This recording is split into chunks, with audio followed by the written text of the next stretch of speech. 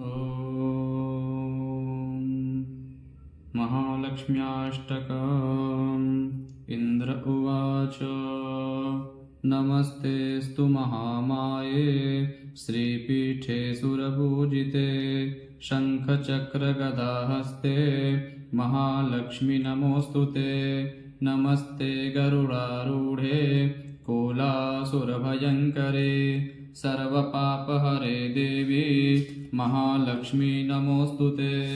सर्वज्ञे सर्ववरदे सर्वदुष्टभयङ्करे सर्वदुःखहरे देवी महालक्ष्मी नमोऽस्तु ते। सिद्धिबुद्धिप्रदे देवी भुक्तिमुक्तिप्रदायिनी मन्त्रपूते सदा देवी महालक्ष्मी नमोऽस्तु ते। आद्यन्तरहिते देवी आद्यशक्तिमहेश्वरी योगजे योगसम्भूते महालक्ष्मी नमोऽस्तु ते।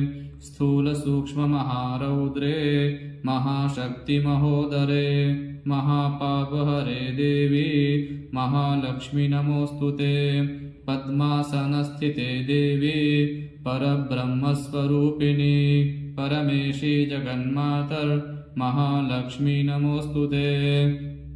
श्वेताम्बरधरे देवी नानालङ्कारभूषिते जगत्स्थिते जगन्मातर्महालक्ष्मी नमोऽस्तु ते। महालक्ष्म्याष्टकं स्तोत्रं यः पठेद्भक्तिमान् नरः सर्वसिद्धिमवाप्नोति राज्यं प्राप्नोति सर्वदा। एककालं पठेन्नित्यं महापापविनाशनं द्विकालं यः पठेन्नित्यं धनधान्यसमन्वितः त्रिकालं यः पठेन्नित्यं महाशत्रुविनाशनं महालक्ष्मीर्भवेन्नित्यं प्रसन्ना वरदा शुभा। इतीन्द्रकृतं महालक्ष्म्याष्टकं विश्रामः। श्रीजगदम्बार्पणमस्तु।